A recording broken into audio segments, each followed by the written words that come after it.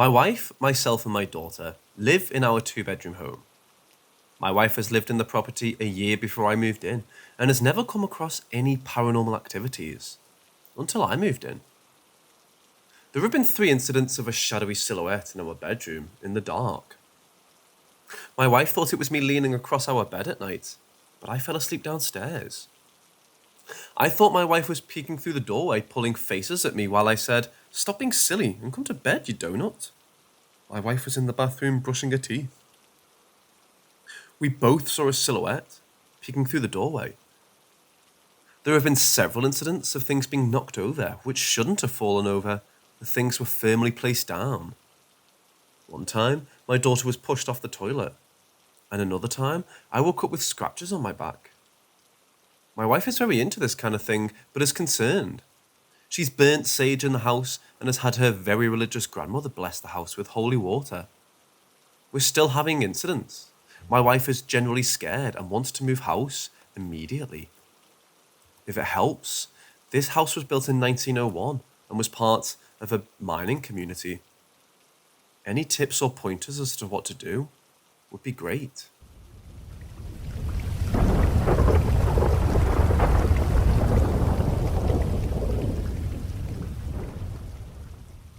It's about my life, and it's really bothering me sometimes. Basically, for context, I live near 2 graveyards. They're usually old and contain very old and rigid gravestones, and I explored the graveyards before when I was younger. Now I'm older, and I experience weird stuff. For example, I usually see some white smoke in the corner of my eye and shrug it off, but it happened multiple times. Like some wind flew by or someone was passing by. They were small instances of smoke, and I couldn't really explain them as I'm not a smoker, and there wasn't any smoke in the house.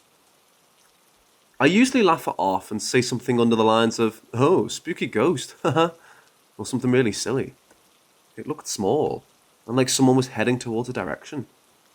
And sometimes, often I feel unsafe in my room. When I'm alone in my room, going on my phone or doing something, I sometimes get nervous and panicked as if the room is packed with entities, and I felt like I was being watched. Like imagine a whole room filled with people just staring at you. That's how it felt. No one was there, and I felt the need to get out immediately, and I slept on my couch all night. The feeling was dreadful, as if I was kicked out by someone that wasn't even there. All of my instincts just told me to get out ASAP.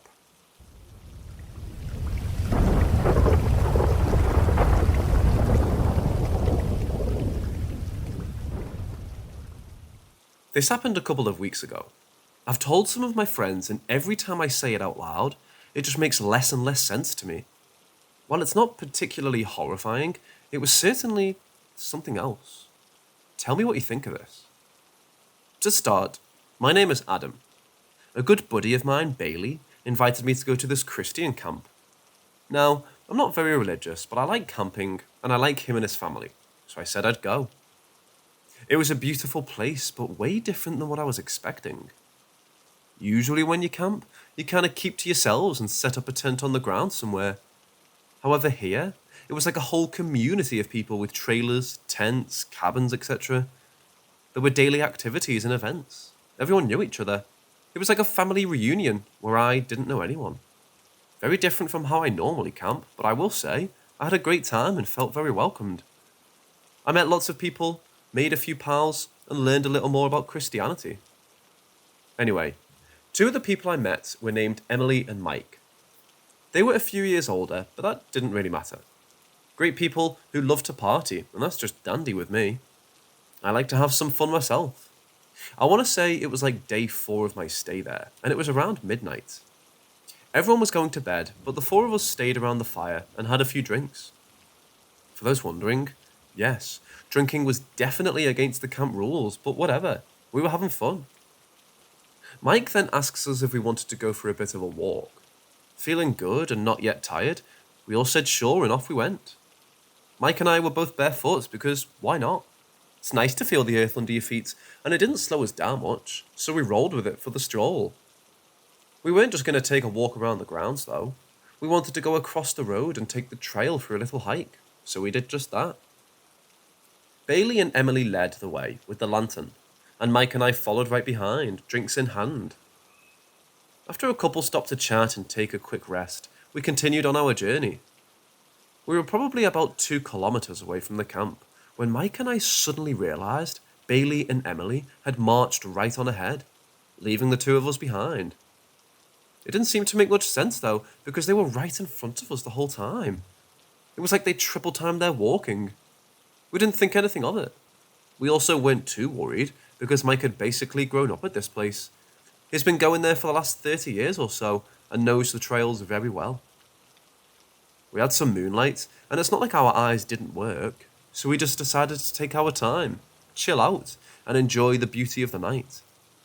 However, if anything did happen, my phone was dead, and Mike didn't have his on him, so in hindsight, that was probably a mistake.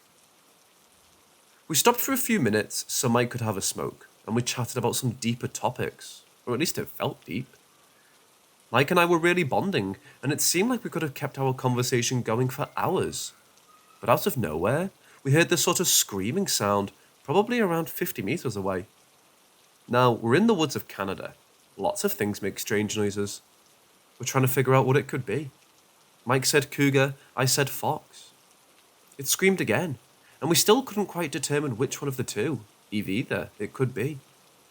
So we hushed and waited for it to do it again. It took a couple of minutes, so naturally we got to talking again, but when it did scream, it wasn't quite the same as the first two. Something sounded a little off about it. The distance seemed to stay the same, so our concern didn't necessarily grow, but our curiosity most certainly did. Then we really stayed quiet so we didn't miss it or mishear it with our talking. It took less than a minute this time, and it was clear as day. In a weird, cougar fox-like scream, Adam! Mike and I just stood there for a second and looked at each other. Mike said to me, did it just say your name? I stayed quiet as I looked on into the woods. I say with certainty, it wasn't a human, so I knew it wasn't Emily or Bailey looking for us or anything. Plus, it was in the opposite direction of where we had to go and where they went. As I'm trying to process what I heard and making an attempt at rationalizing it in my head, my thoughts are interrupted by another scream, just as clear as it was before. Adam! I turned to Mike and I said, yep, that's definitely my name. The fuck is that? Mike had a little chuckle and said he didn't know. As I started to follow up with my worries, he shushed me and said to wait. He wanted to hear it again. I suppose I did too, but by this point, I just wanted to start heading back. I was getting increasingly uncomfortable. After the third time hearing this thing scream my name, I said to Mike, okay, let's get out of here. I'm not sure I want to meet it. He complies, but starts talking about how he isn't worried because God is right here with him and stuff. Which is fine, but it brought me little comfort. We started making our way down the trail. We took a shortcut because if we took the trail, it would have been roughly another 2 kilometers back. So we barefoot bushwhacked until we ended up on the trail again. We reached the hill where the trail began, and I heard Bailey make a sort of caw sound. Mike and I returned with our own caw and began making our way down the hill.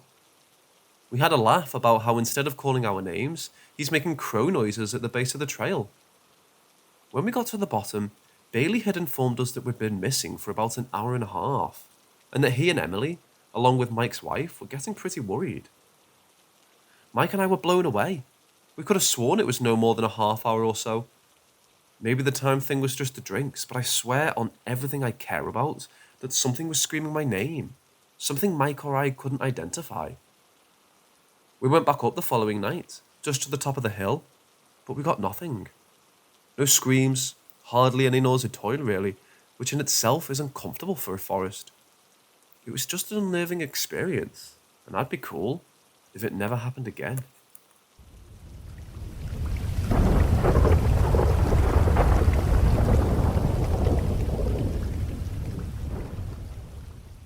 Quick context. I came from a very superstitious culture, and believe in black magic and curses and evil eyes and all that.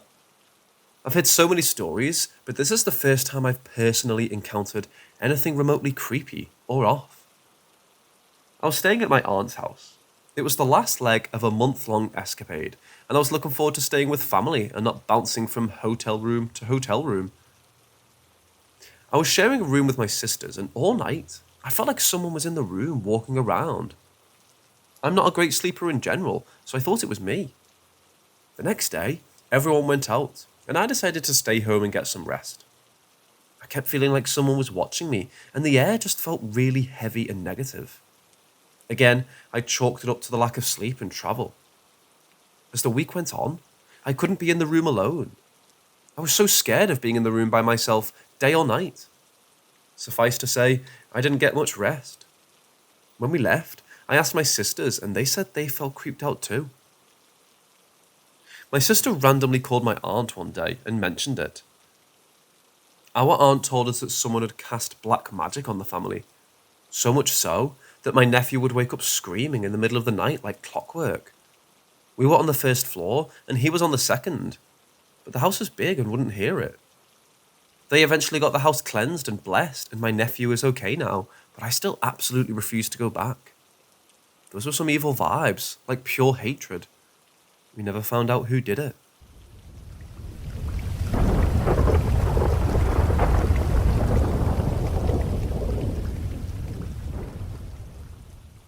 I work out in a very isolated stretch of the Olympic Peninsula of Washington State, and I've had an alarming amount of strange experiences while out there.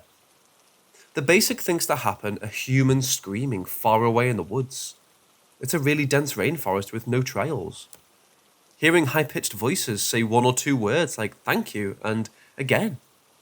Sometimes I'm all alone, and sometimes my boyfriend will be here and hear them too. There is a really upsetting presence that sometimes appears to be a tall shadow that crouches and peeks out from behind things in the dumpster area. And all but a couple of my co-workers have had unpleasant experiences while taking the recycling out. Another friend saw a face gliding by her window like it was on a skateboard looking straight in. Until recently, it's been mainly ghost happenings around here. But in the past week, we've had some things happen with strange lights. The first thing that happened was my boyfriend and I walking up to our bedroom, being flooded with an intense bright light. We just stared at each other while it was happening for a good 20 seconds. And then the light just flicked off, and the room went back to pitch blackness. Our room backs up to a dense forest, and we promptly looked outside to make sure nobody was there as soon as the light flicked off. Nothing but pitch blackness and no movement. 2 nights ago, a co-worker of ours was returning home late at night, and when he got out of his car, he saw an orange ball hovering over one of the housing units.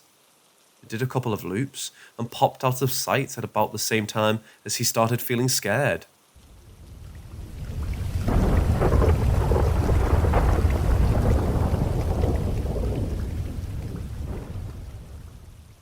Situated in Tonopah, Nevada, the Mizpah Hotel is one of the historic hotels in the US.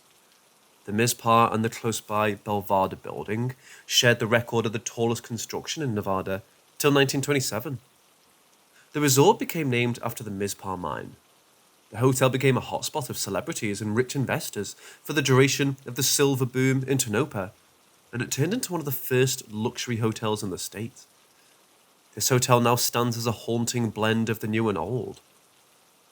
Whilst the inn is one of the locality's oldest constructions, it became predated by the Mizpah Saloon, which was started in 1907. George Wingfield, Cal Brugger, George Nixon, and Bob Govan, some of Nevada's most well-known financiers, financed the hotel. George Holsworth was its designer. The hotel's financiers also owned other Tonopah firms. The resort's facade was made of stone, and the neighbouring Grover Green block acted as the first Mizpah hotel. These buildings were joined with a wooden stairway, and they remained connected even now. It should also be noted that the hotel was the first one to have an elevator in Tonopah. The hotel was bought and sold quite a few times in the course of the years till Frank Scott of Las Vegas bought it in 1979.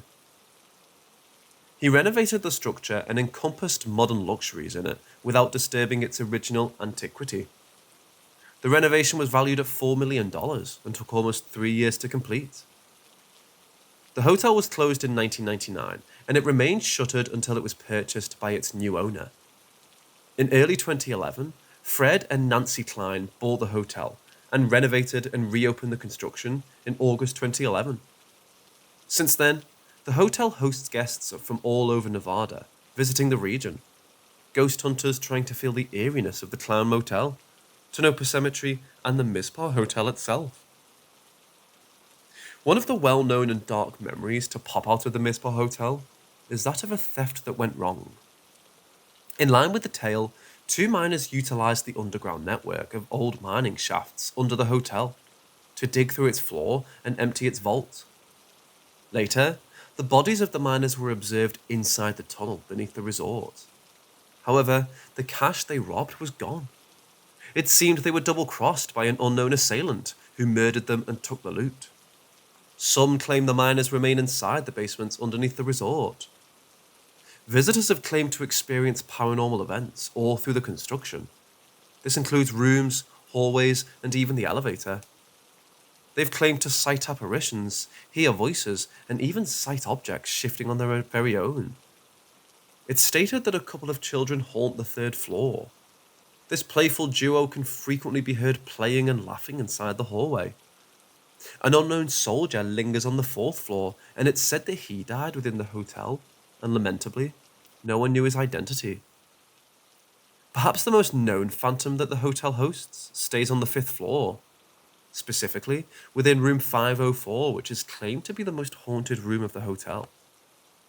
A former prostitute who once lived in the hotel, she's referred to as the Red Lady. Unfortunately, she got killed outside room 504 in a brutal way, being strangled and stabbed several times by a jealous ex-lover. Many who stayed in this room during the night have seen the woman in her spirit form, heard her voice, smelt her perfume, witnessed objects shift on their own, and some have even woken up in the morning to discover pearls left by her on the mattress. Unlike other hauntings, the Mizpah Hotel shares its spotlight with the Tonopah Cemetery and Clown Motel. There's also an apparent curse that sits over Tonopah. It started with the Tonopah Belmont mine fire, in which 17 miners were burned to death and their bodies were buried in the Tonopah Cemetery. Visitors of the cemetery report seeing abnormal orbs and disembodied voices, but the nearby motel overshadows the cemetery in terms of paranormal activity. Named America's Scariest Motel, the Clown Motel has a lot of glassy-eyed circus clowns, and its owners swear that it's a safe location to spend the night. However, its visitors swear that it's haunted. In line with local legend, the clown statues act as containers for the miners' ghosts, who possess the dolls and make them come to life. Silhouettes have been seen walking from the cemetery to the motel, and disembodied voices have been heard announcing, "We mined," and "We died that day." In records, the Pueblo natives used to get dressed in clown-like dresses while welcoming possessions of spirits. Possibly these clowns, with their identities ever converting, are portals into the spirit realm. Even the resort's proprietor says that he hears footsteps and knocking from vacant rooms of the motel. Apparitions of a person were stated leaving the cemetery and strolling across the belongings, even during the day. It's said that one of the preceding owners vanished when he tried to interact with the spirit. What's even more frightening is that the clowns have been seen leaving the cemetery at night and moving into the motel. The hotel stays open for public visits and offers overnight stays which can be booked from the hotel's website itself. I would surely recommend visiting the hotel once, not just for its haunted status, but also for its haunted locality, which is supposedly cursed.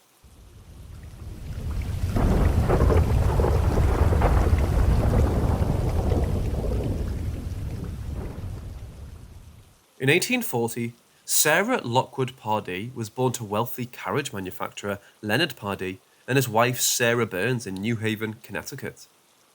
Sarah was left yearning for nothing, enjoying the best education in the nation. She spoke 4 languages, performed on the piano fantastically, and shortly became called the Belle of New Haven. Her charmed life seemed to move strongly whilst in 1862, she married the affluent gun tycoon William Wirt Winchester. He was the son of Oliver Fisher Winchester, well known as the Lieutenant Governor of Connecticut. Their life collectively became like a fairy tale, filled with romance, opulence, and dinners with New England's elite. To mess up their happy life, in 1866, their infant daughter Annie tragically died of marasmus. The couple were devastated, and Mrs. Winchester unexpectedly fell right into a deep depression that she didn't recover from. In March of 1881, 15 years later, tragedy struck again while her husband died of tuberculosis. With her family meeting their demise in a short span, Mrs. Winchester's grief led her into the palms of a spiritualist. Consistent with tabloid newspapers of the time, Mrs. Winchester consulted a Boston medium who supposedly channeled her dead husband and told her that her family and fortune had been haunted by the spirits of American Indians, Civil War soldiers, and everyone who had been killed with a Winchester rifle. The medium then went on to claim that it was those spirits who were answerable for the premature deaths of her daughter and husband. The medium advised her that the only manner to break out of a similar destiny was to travel west and appease the spirits by constructing a house for them. Now keep in mind that being the widow of one of the wealthiest men in the 19th century had its advantages. One of them was that, on William Winchester's demise, Sarah inherited more than $20 million and nearly 50% of the Winchester Repeating Arms Company, which gave her daily earnings of approximately $1,000. In 2022, that might equal to earning about $28,000 every day. To summarize, she lived a life that gold diggers dream of. This inheritance ultimately allowed her to create the bizarrely dazzling Winchester Mystery House, a construction that reflects her own cracked mental state. In 1884, she bought an unfinished farmhouse located 3 miles west of San Jose, California, and spent the following 38 years continuously constructing her retirement house for the recently deceased. By the turn of the century, this 8-room cottage had grown into a colossal 7-floor Queen Anne-style Victorian mansion, covering over 6 acres of land and surrounded by 161 acres of farmland. She didn't use an architect and by no means had blueprints drawn up for the construction. This led to several oddities, consisting of doors and stairs that go nowhere, windows that give a view into other rooms, and staircases with peculiar-sized steps. Because of her monetary freedom, Mrs. Winchester became capable of accommodating any high-priced fancy item that popped into her head, but those additions rarely satisfied her. Consistent with neighborhood accounts, neighbors might frequently listen to a person in the residence ringing a bell at midnight and again at 2 a.m. These have been the precise times of the appearance and departure of spirits, in step with ghost lore. What those ghosts do in those hours remains a mystery. Every night, it used to be said that Mrs. Winchester headed to the Blue Room or Seance Room in the center of the residence to communicate with the spirits. This room consisted just of a cupboard, a desk with a pen and papers, a closet, and a planchette board. At these events, she would don one of 13 specifically coloured robes and get instructions from the spirits on how to continue her bewildering creation. In fact, the number 13 appeared to have an occult significance for Mrs. Winchester, as it frequently takes place in motifs all over the house. Most windows have 13 panes. There are 13 bathrooms. The 13th bathroom has 13 windows. The wall prior to the 13th windows has 13 wall panels, and there are 13 steps leading to the 13th bathroom. Even her will contained 13 components and was signed 13 times. That being said, it's not recommended to dash into any of those 13 bathrooms in your time of need. All of the restrooms except one are dupes, designed to confuse spirits that would try to follow Mrs. Winchester. The trouble is that they're also a hit at confusing real humans. There is one functional bathroom inside the whole house, and it's attached to one of the many bedrooms. But in her wily attempts to keep away from those spiritual stalkers, she slept in a different room each night. But the residence's layout wasn't all committed to avoiding evil spirits. When it came to creating the house homely to spectres, Mrs. Winchester spared no expense importing a number of the most lavish furnishings cash can buy. The house was made almost completely of redwood, as she preferred the texture of wood. However, since she didn't like the appearance of it, she had it all painted over, ending in the use of 78,000 litres of paint. Silver and gold chandeliers adorned many rooms. Parquet flowers made from rare woods along with mahogany and teak-shaped impressive mosaics on the floors, and stained glass windows designed by Tiffany himself, split incoming light with a beautiful blend of colour. A lot of these Tiffany windows have spider or spiderweb motifs, one in all Mrs. Winchester's occult fascinations. And more importantly, the residence only has 3 mirrors, as ghosts would supposedly become disenchanted at their lack of reflection. Tragically, a lot of those fixtures have been in no way used and ended up in the fabled $25,000 storage room, the contents of which might be now well worth over $300,000. The house's interior beauty becomes matched best through its uncommon devices, as several of the conveniences that it boasted have been exceptionally rare at the instances of its construction. It featured indoor heating, cutting-edge indoor plumbing, push-button gasoline lighting, a hot shower, and 3 elevators. If you've ever lived in a residence and not used an indoor lavatory, you'll understand how genuinely magical this must have felt to the people of the 19th century. In 1906, a giant earthquake hit the area and reduced the residence to just 4 stories. Unsurprisingly, Mrs. Winchester believed that this was a message from the spirits, cautioning her that she'd spent an excessive amount of money on the front segment of the residence. She right away had 30 of the front segment rooms sealed closed, such as the grand ballroom and her preferred daisy bedroom, and they remained that manner till the house got into the possession of John and Maine Brown in February of 1923. Although on her demise, lots of Mrs. Winchester's property were bequeathed to her niece, her residence got sold at a private auction and was soon opened by the Browns as a tourist appeal. It rapidly became a site of large interest, even attracting a go-to from the mythical Harry Houdini in 1924. Nowadays, this structural behemoth is still open to the general public and is made up of about 160 rooms, which include 40 bedrooms and a couple of ballrooms, 47 fireplaces, over 10,000 panes of glass, 17 chimneys, 2 basements, and 3 elevators. Not long after it became open to the general public, people started to record odd happenings within the residence. Brent Miller and his spouse, who had been the caretakers from 1973 to 1983, had been convinced that they might hear someone's respiration in the empty rooms and the sounds of footsteps within the bedroom wherein Mrs. Winchester died. One of Miller's pals, who had come over for New Year's Eve, took a few clicks of the house with his new camera, and one of them features shifting light fixtures with the silhouette of a man fully covered, standing in the background. In its long history, visitors of this mystery house have temporarily lost their eyesight, felt chill spots, and seen locked doorknobs turn. While a collection of paranormal investigators from the Nirvana Foundation decided to spend a night there, they used electric devices to try and record any supernatural occurrences. Their tape recorder picked up the sound of an organ being performed, and as they walked through the residence, several of them pronounced seeing shifting lights. One of the investigators even claimed to have seen a person and a female watching the bunch from across the room. Fascination with the mystery house persists to this present day. Irrespective of whether you believe in the supernatural or not, the Winchester Mystery House has an indisputable mystique that's positive to draw visitors for years to come.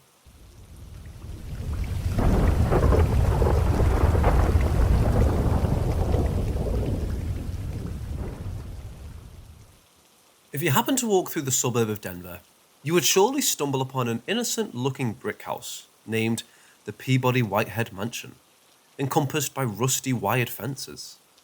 Trust me, this mansion has an extremely dark past, and is not as innocent as it looks from the outside.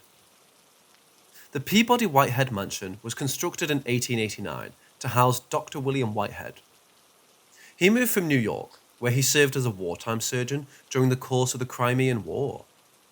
He was also among the founders of the Denver College of Medicine, which was established in 1887, and also the president of the Colorado State Medical Society in 1883.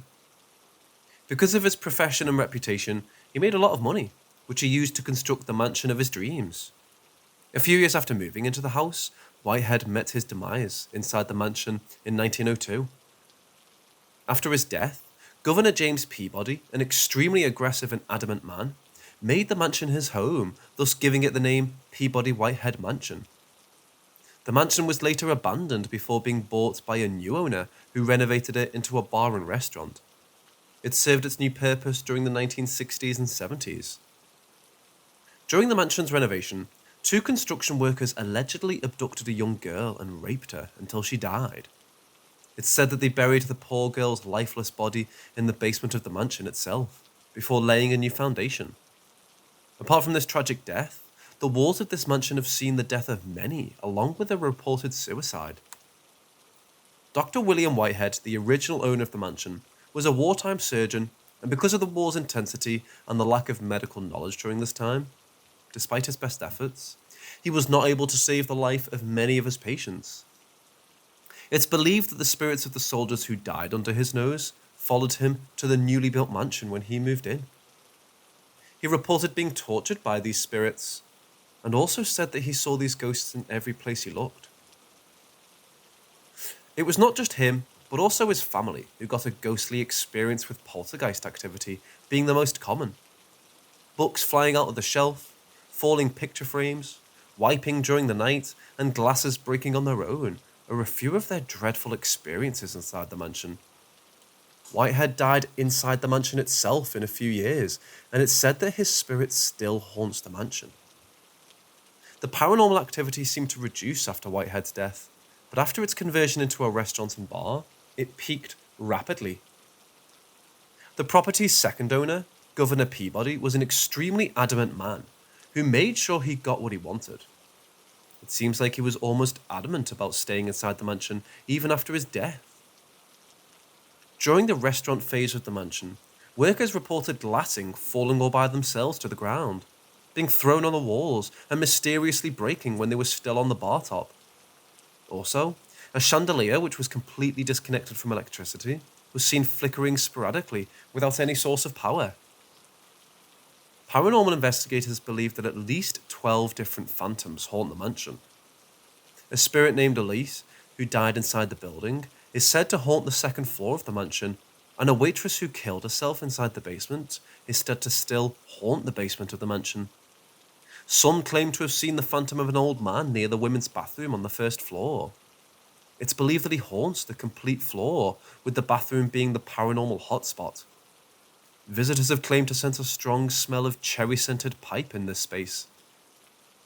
The phantom of a woman who died within the mansion's walls while waiting for her arriving fiancé has also been reported by many to be peeking out of the mansion's windows.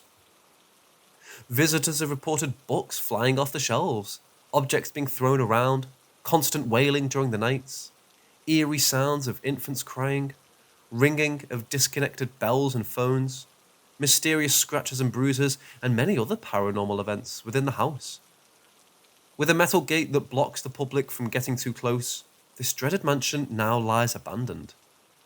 With the future of the mansion still unclear, entering it is highly restricted. Locals, however, wouldn't enter it even if they were allowed to, as they fear that the mansion's deadly spirits might follow them into their home.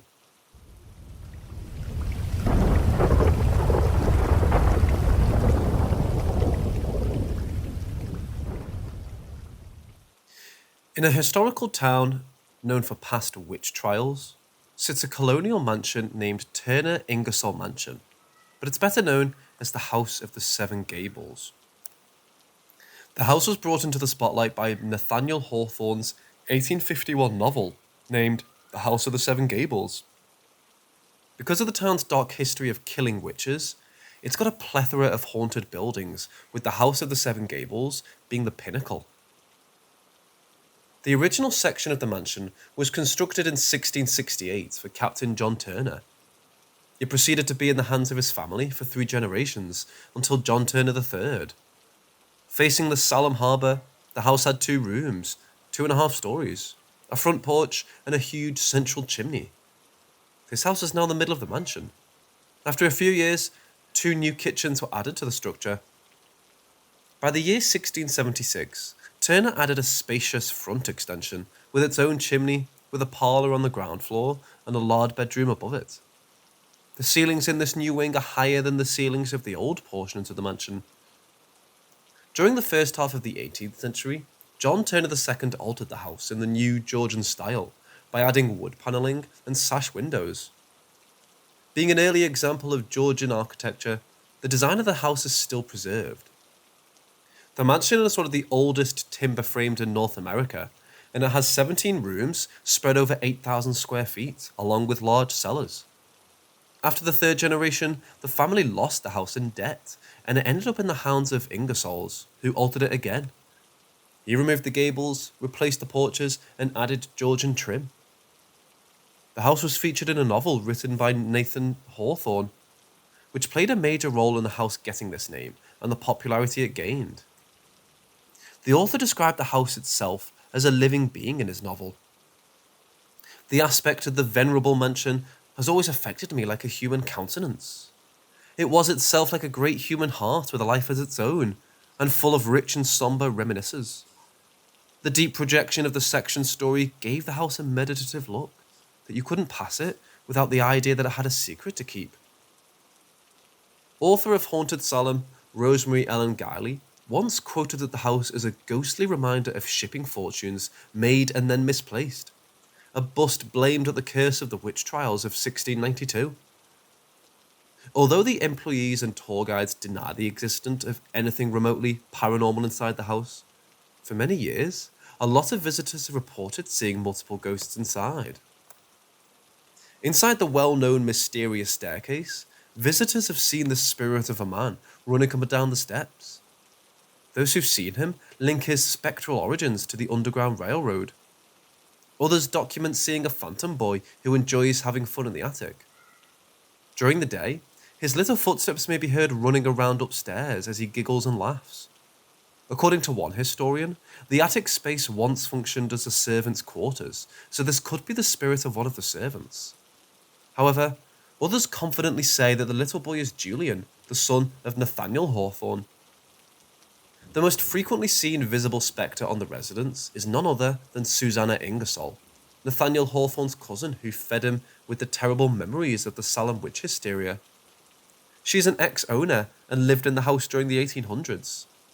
She was a well-known businesswoman who amassed huge amounts of wealth when she was alive. She's also the only woman to have been born and died within the house. Her spirit has been seen spotted walking in the halls of her former house, or even peeking out the windows to those who enter the estate through the garden underneath, before mysteriously disappearing. In October 2006, one visitor named Christopher toured the mansion along with his girlfriend. Unfortunately, they'd only arrived at 7:30 p.m. and the museum had already closed. The next day, they returned in the early evening to make sure they didn't lose their chance for the second day in a row. They checked in without knowledge of the building's haunted nature. Whilst Christopher descended to the bottom of the infamous attic stairs, he heard a woman whisper, "Shh, shh," into his ear. Christopher turned around thinking it was his girlfriend, but she was almost 4 feet away and swore she hadn't uttered a word. One other commonly reported paranormal hotspot is the attic. Suddenly, I felt queasy and lightheaded and couldn't breathe. I had the feeling that I had to get out of the room now. I couldn't concentrate and felt incredibly anxious, are the words of one verified visitor. Another visitor reported, "I'm sensitive to that sort of stuff, and I felt a very strong presence inside the attic area. I remember doing a double take for no explained reason in the attic toward the little window facing the waterfront, but nothing was there." Also, one other visitor reported being strangled by invisible hands inside the attic. In 1910, the house was transformed into a museum, and it's stayed this way ever since. You can still visit the place though, but I leave the decision to your own judgment.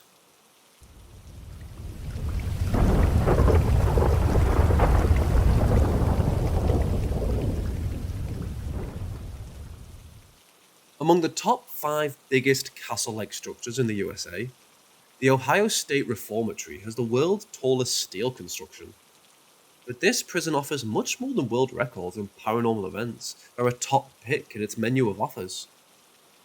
The history of the Ohio State Reformatory started in 1862, and the site in which the reformatory was constructed was used as a training camp for Civil War soldiers. The camp was called Camp Mordecai Bartley in honor of the Mansfield guy who served as Ohio governor in the 1840s. In 1867, Mansfield decided to be the place for a new intermediate jail. The city raised $10,000 to buy 30 acres of land for the jail, and the state bought 150 acres of adjacent land for $20,000, with the expenditure of the property being $1.3 million.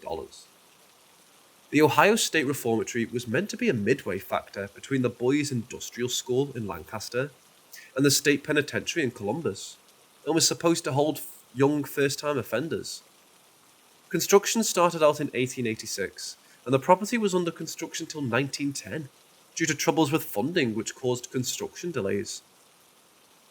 The real architect for the layout was Levi T. Schofield from Cleveland, who used three styles which are Victorian Gothic, Richardsonian, Romanesque, and Queen Anne.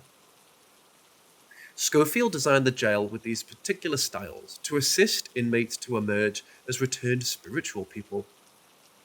A well-known architect, F. F. Schnitzer, was entrusted with the construction of the building. In 1891, the name was modified from Intermediate Penitentiary to Ohio State Reformatory. On September 15th, 1896, the prison opened its doors to the first 150 inmates. These prisoners were put right away to work at the sewer system and the 25-foot stone walls surrounding the construction. Schnitzer was awarded a silver double inkwell by the governor of the state in a lavish ceremony to recognize his services. In 1935, Arthur Lewis Glatke became the superintendent, and his tenure lasted until 1959. He implemented many reforms which included radio in cell blocks. Glatke's wife Helen Bower Glatke died of pneumonia 3 days following an accident in November 1950, where a handgun shot her while she was trying to reach out into a jewelry box. Glatke met his demise due to a heart attack he suffered in his office on February 10, 1959. Later, over 200 died there, which includes guards who got killed during escape attempts. During its operation, which was for almost a century, the Ohio State Reformatory had 154,000 inmates go through its doorways, although not everyone got out of it alive. Sickness, suicide, murder, and other ways rampaged the prison, taking the lives of 215 inmates whose corpses are buried in the prison cemetery, although the real death count of the building is said to be a lot more. Various spirits are stated to have been present in the reformatory and remained even after its closure. The ones to visit regularly document listening to disembodied voices, footsteps, seeing apparitions or shadow figures, or even being touched whether or not just a snatch or brush, at times in a much more violent way. One of the regions that have baffled investigators for decades is the chair room. This is a small room in the admin building and the only room within the structure to include no windows. Some speculate that it got used for dark activities, as violent paranormal events are said to be experienced there. Some who sat on the chair have pronounced to be groped or even scratched by an invisible entity. Others have been documented feeling the chair shake under them. Another location said to be paranormally active is the West Wing attic. This is a place where many prisoners with violent backgrounds were housed because of overcrowding. Since the attic wasn't made with cells, the prisoners were housed in more of a dormitory style, leading to a variety of unruly behavior. Many others have additionally mentioned hearing and seeing paranormal things within the East cell block and underground solitary confinement cells, also known as the Hole. This is an area where guards and prisoners got murdered, and some even committed suicide. The Mansfield Reformatory Preservation Society is presently operating to repair and restore the structure to its original condition. Restorations encompass the elimination of dust and debris, changing the roof, and full restoration of the warden's quarters, in addition to the full restoration of the central guard room between the east and west cell blocks. The restorations are being funded via donations and tours. The windows of the south side east cell block were replaced, and all the stained glass windows of the building are in course of being replaced. During the Halloween season, the facility hosts a haunted house via Blood Prison. The Ohio State Reformatory gives ghost tours along with ordinary daytime tours. They provide public ghost hunts for casual ghost hunters, private ghost hunts for experienced ghost hunters, ghost walks for kids who are 13 or more, ghost hunt training for kids who are 13 or more, and special ghost hunt events.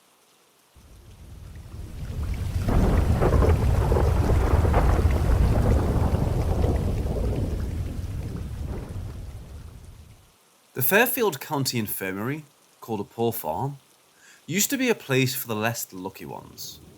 It used to shelter the homeless, and it was also a place where people with physical or mental health issues got admitted. It also housed people with disabilities who have been ill, the elderly who were too old to care for themselves, and also orphan children. With an extended history of over 170 years of serving the much less fortunate, Fairfield County Infirmary additionally preserves more than just history in its partitions.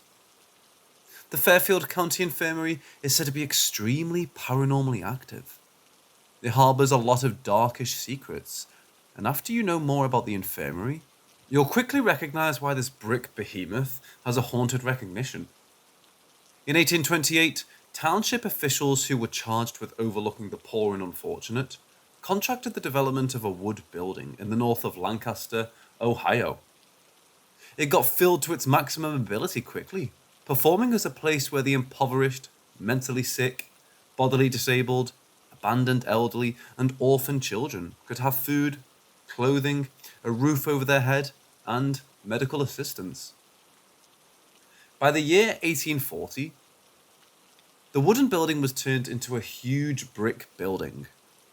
Additions have been made to the facility in 1865, both to the principal construction as well as building some of the outbuildings used for storage, tenants, laundry, and farming. The farm was situated across the street, and plenty of residents laboured of the land to make food for themselves and others at the infirmary. In 1917, natural gas lines were laid out in the building to provide heat and lighting. Water pipes were laid in 1926, but the building only got electricity in 1958.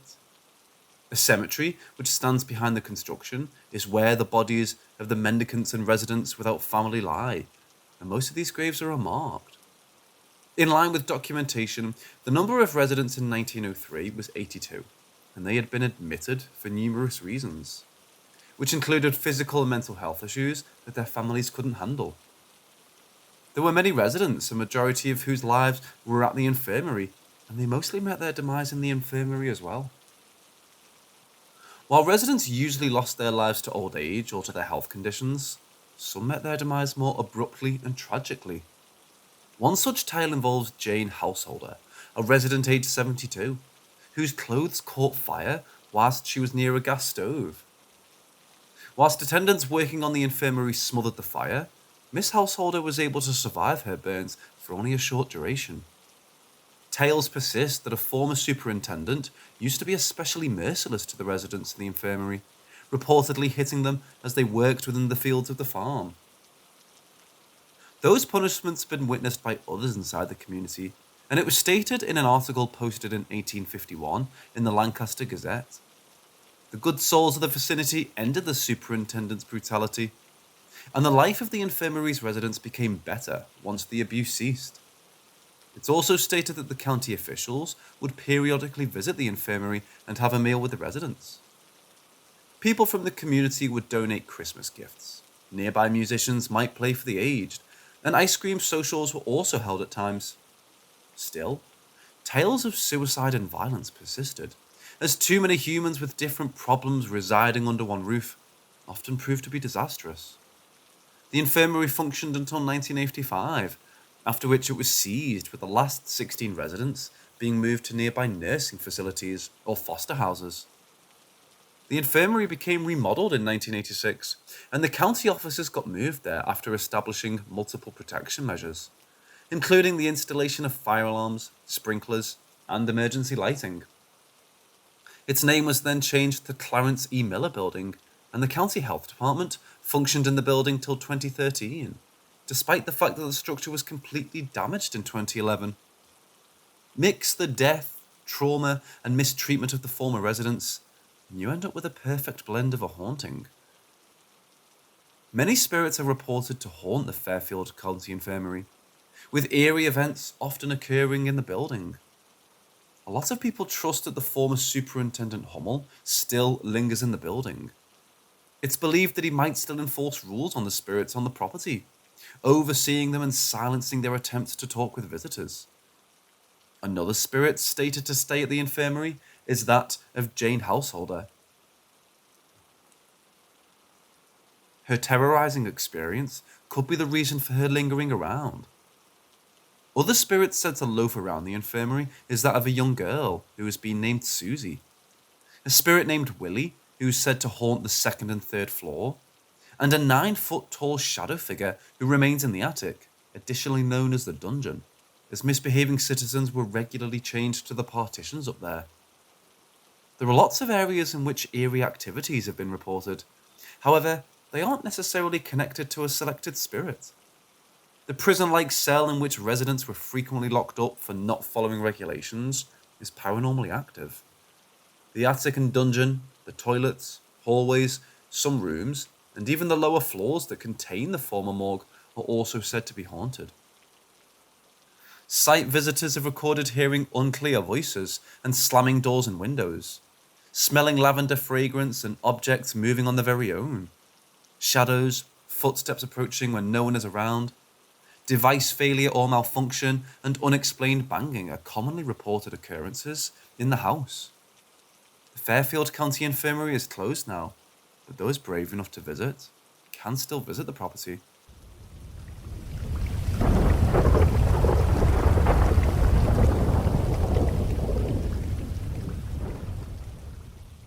The Caledonia Estate 99-door mansion, strange name for a colonial mansion, isn't it?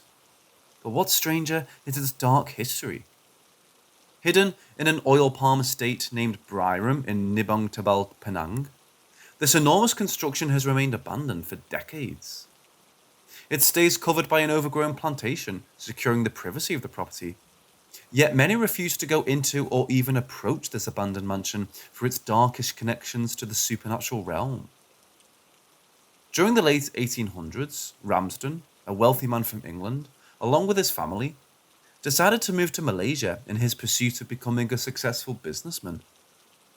He bought an estate in a place called Nibong Tabal in hopes of establishing a sugarcane plantation. But as the price of sugarcane took a sharp decline, he decided to convert it into a rubber plantation. The decision gave him extremely high profits, and with the money he made, he fulfilled one of his dreams, which was to build a grand, majestic mansion. The mansion was built right in the center of the estate, and the mansion bewilderingly had 99 doors for just 10 rooms, with each room having a minimum of 6 doors, hence giving it its strange name. Despite many speculations, the reason for this bizarre architecture still remains unknown. The Ramsdens, with hopes of living a blissful life, moved into the mansion in the year 1840, happily. However, with the murder of their grandson, John St. Maur Ramsden, their run of happiness came to an end. John was shot twice in the head, right on the front stairs of the mansion. A few have speculated that a jealous rival of the family was accountable for the murder, but the case was in no way solved. Through the 1950s, the mansion was completely deserted. A few claim that the whole Ramsden family died inside the mansion itself, which appeared to be cursed for them. Rumours exist that the home was taken over by the invading Japanese, and that they're the ones responsible for the death of the Ramsdens. However, this claim stays unsubstantiated. On 26th of July 2020, the mansion mysteriously caught fire, ravaging about 70% of the building. Firemen were dispatched to put it out, and an investigation was done to figure out the cause of the fire. However, until today, the cause of the fire remains an unsolved mystery. After the abandonment of the 99-door mansion, paranormal accounts from the locals started to unfold. Many declare that the Ramsdens continue to be at their former home to haunt it. but there are a lot more chilling stories concerning the 99 Door Mansion compared to this ordinary haunting. It's stated that when the mansion became abandoned, a bummo unnoticeably moved into the residence. In Malaysia, a bummo is a type of shaman, similar to a witch doctor, and this specific bummo practiced eerily dark arts. Supposedly, the bummo used the residents to touch the other realms. Once this news unfolded, people started trespassing the mansion to contact the dead ones or have evil curses put on other people. Though the mansion is uninhabited and dangerously damaged these days, many trust that the mansion's history has left back paranormal stains. Legend has it that when the clock strikes 12 a.m. each night, a special 100th door, hidden inside the mansion, appears and opens.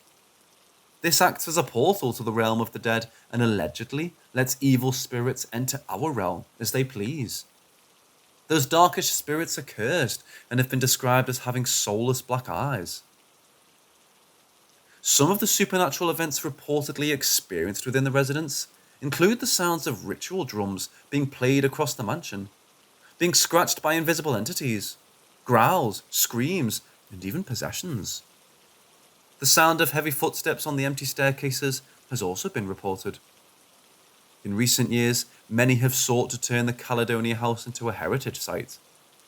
Reports suggest that the 54-acre land, together with the mansion, was purchased by a businessman. However, the present owner is uncontactable. In line with the edge, the property's caretaker reported to the Star that the proprietor rarely visits, and that they locked up the fence to prevent outsiders from damaging the building even more.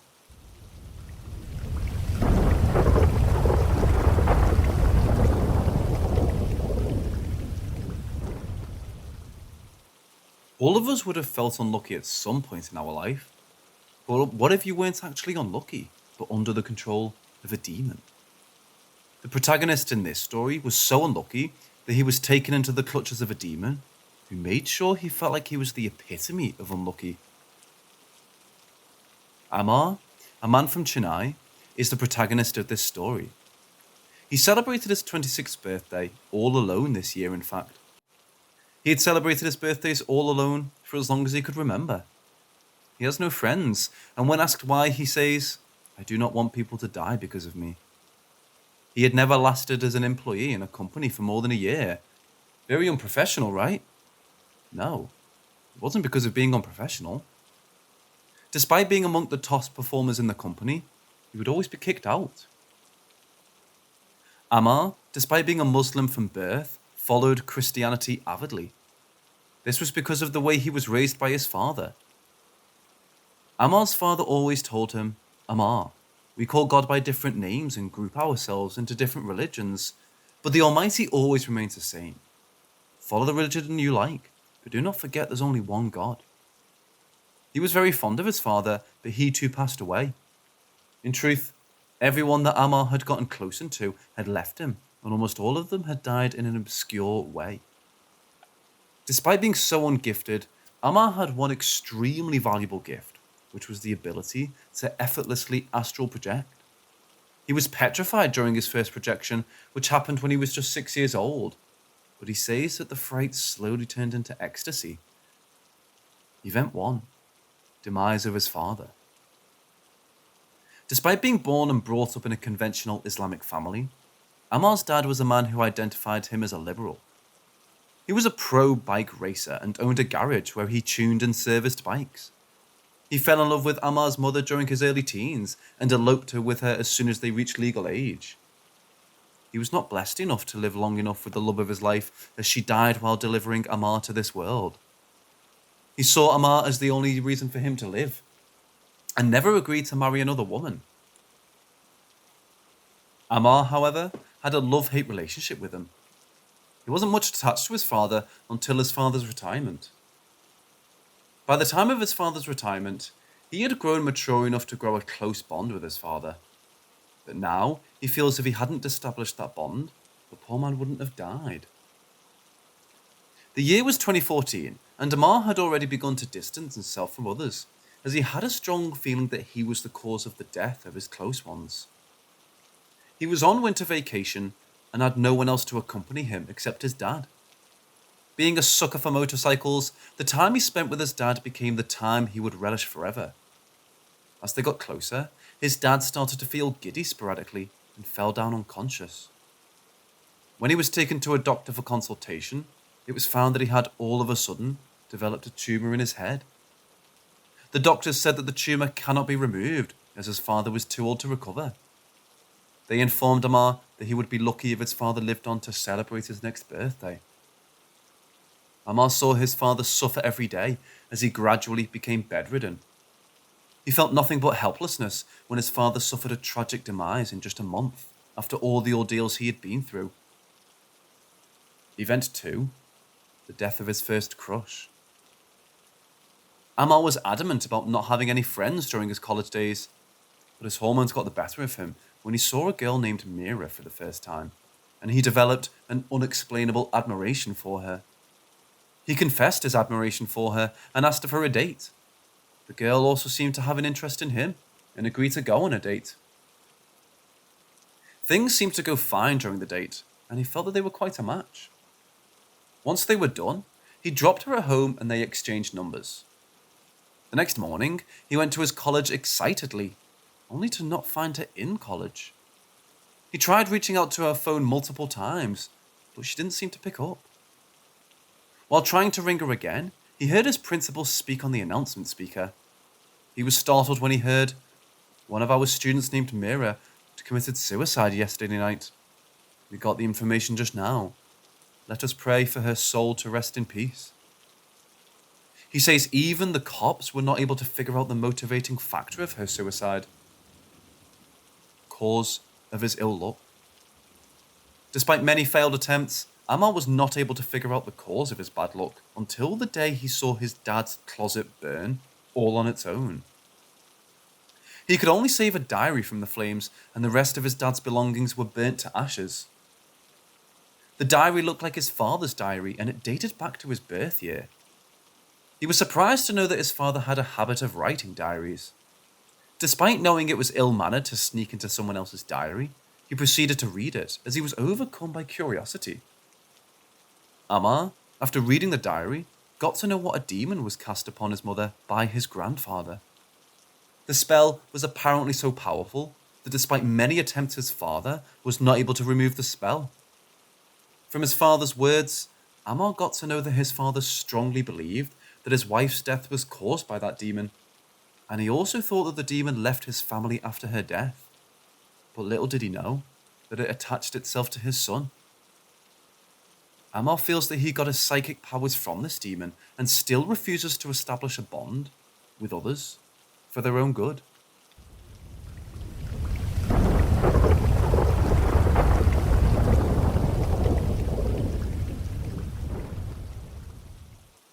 Aaron, a man from a city named Madurai, is the protagonist of this story.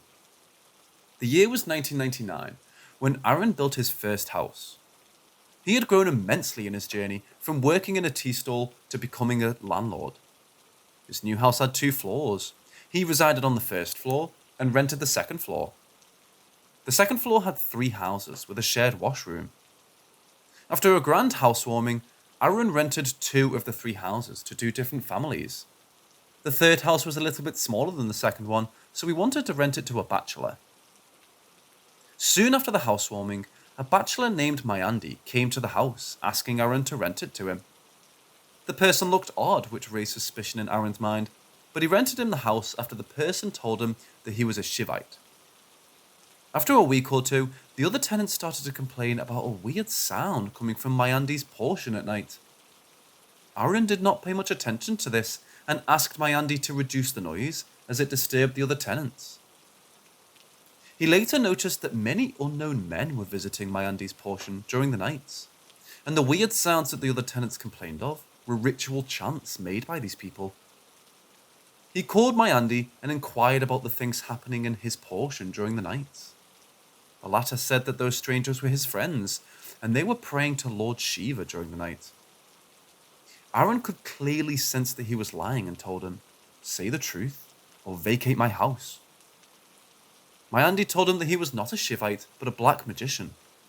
He warned Aaron saying that if he questioned him again, he would cast a spell on him. Aaron says that he went speechless hearing this and felt helpless as he started practicing black magic more brazenly. The other tenants eventually vacated because of the disturbance felt by the sounds from his portion. Aaron was struck in the middle and didn't know what to do. One day, his friend came rushing to his house saying that his newborn baby was missing and asked Aaron to accompany him to the police station to lodge a complaint.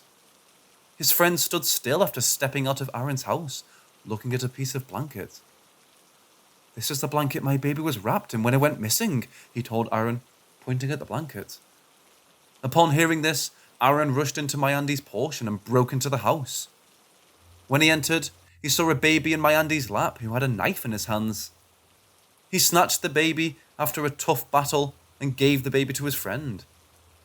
Knowing that he was caught red-handed, Mayandi ran out of the house, leaving behind all his things. Aaron tried to follow him, but he was nowhere to be found. When he came back inside, he heard the sound of someone breathing heavily from the washroom. He locked the door and tried calling the police. While the phone was ringing, Mayandi started to chant spells which Aaron says hypnotized him. When he tried to open the door in a hypnotized state, his friend shook him and brought him back to his senses. He was enraged by what happened and set the washroom, along with Mayandi, who was inside it, on fire. After a trial by the police, Aaron was sentenced to 2 years in prison. The house remained uninhabited for the course of his punishment. After getting released, Aaron renovated the house and decided to rent it again. During the renovation process, he demolished Mayandi's portion completely as he felt it gave out negative energy. He rented the houses to two different families. The very next day after moving in, one of his tenants complained to him about someone constantly walking around the washroom at night. She said that she could also sense someone else's presence while she was inside the washroom. Aaron thought some burglar was hiding inside and went into the washroom to check it himself. When he entered, he sensed the smell of a burning body, and as he stood there, thinking of what had happened inside the washroom before, he sensed the breath of someone on his shoulder. He ran outside in a jiffy and sought the help of a priest he knew. When he returned back home with the priest on his side, he saw an ambulance near his gate. When he rushed to see what happened, he found out that one of his tenants had slipped inside the washroom and had her skull cracked. She was bleeding profusely. She was admitted to a nearby hospital, and when she gained back consciousness, she complained of a burnt man who hit her hard on her back, which caused her to slip and fall. There was a handprint on her back, which proved that she wasn't lying. The poor lady, as Aaron says, died of a heart attack the very same night. The priest, after performing a few rituals, told Aaron that Mayandi's spirits haunted that washroom and asked him to demolish it and make a chapel for his deity in its place. Aaron obliged and contracted a builder for the task. The bathroom was successfully demolished, but at the cost of an amputated worker who lost one of his limbs while demolishing it. The disturbances vanished after he constructed the chapel, and he still resides in the same house peacefully.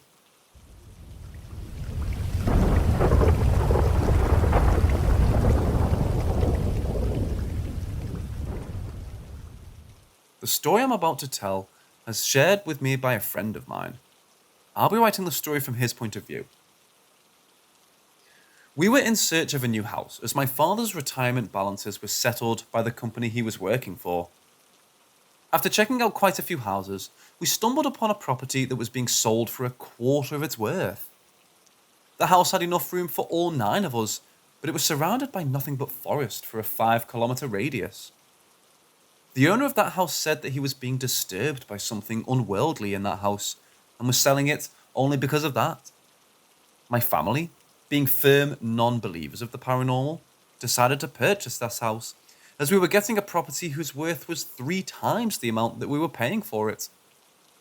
The purchase went smoothly, and we moved into our new house in the winter of 2020. Our family is made up of me, my mum and dad, my elder sister, my paternal grandparents, a German shepherd whom we named Lisa, and 2 Labradors who we named Tina and Maria. Our initial days in that house went peacefully. And we thought the man who sold us the house was a madman who imagined things that were actually not present.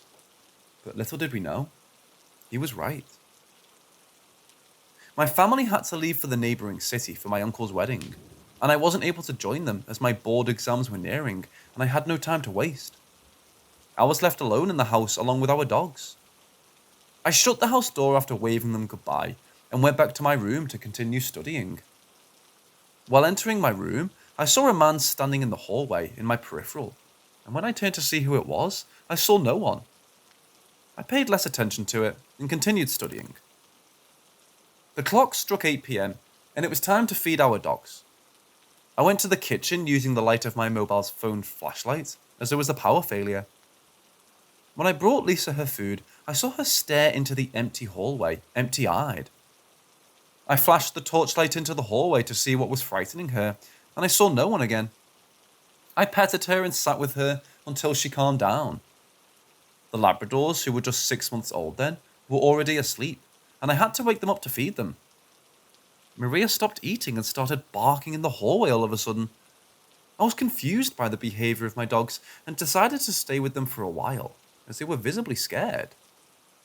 Thankfully, power was back on, and I turned on the lights in the hallway. The dogs were calmer now, and I went back to my room after turning off the lights in other rooms. I had apparently slept while studying, and I woke up in the middle of the night to the barking of Lisa. When I rushed out of my room, I saw a shadowy figure standing near the Labrador pups. When I ran downstairs shouting back off, the figure disappeared right in front of my eyes. I turned on the lights in the hall and slept on the couch with the dogs near me. I was woken up in the morning by my mom, who asked why I was sleeping in the hall instead of my room, and I explained to her what had happened the previous night. She didn't seem to believe me and told me that I had had a nightmare. Things were not the same in the house after that. I started hearing someone walk in the hallway at night, and my door was knocked on repeatedly when I fell asleep, until I woke up. My parents were worried as my grades were dropping, and I was falling sick often because of not having enough sleep every night. I was now used to the knocks at night, as I thought I was safe as long as I stayed inside the room. One such night, I heard the knocks along with the mumbling of a man in his 20s. I was startled when the man started yelling my name and ordered me to open the door. I covered my face in a blanket, and with the Holy Bible in my hand, I wished for the night to end soon. I rushed to my sister and told her what I had been going through, and I was relieved when she told me I wasn't the only one, as she was also experiencing the same.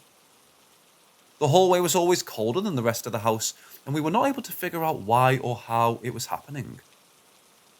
While watching a movie in the main hall together on a Friday evening, we saw Maria play fetch in the hallway all by herself. My dad went upstairs to see what was happening and brought the dog with him when he came back.